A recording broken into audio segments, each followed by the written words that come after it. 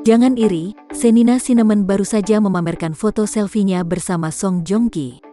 Keduanya bertemu dalam acara Busan International Film Festival.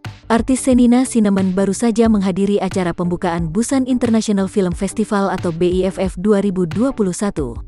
Acara tersebut telah digelar pada tanggal 6 Oktober tahun 2021 malam. Shenina mewakili film Penyalin Cahaya bersama sang sutradara. Saat berada dalam acara tersebut, Shenina Cinnamon ternyata mendapat kesempatan langka. Ia menjadi salah satu orang yang beruntung lantaran dapat mengabadikan potret bersama aktor Korea Song Joong Ki. Potret tersebut diunggah Shenina Cinnamon melalui unggahan Instagram pribadinya pada Rabu tanggal 6 Oktober tahun 2021. Dalam foto tersebut, Shenina Cinnamon terlihat anggun mengenakan dress berwarna putih.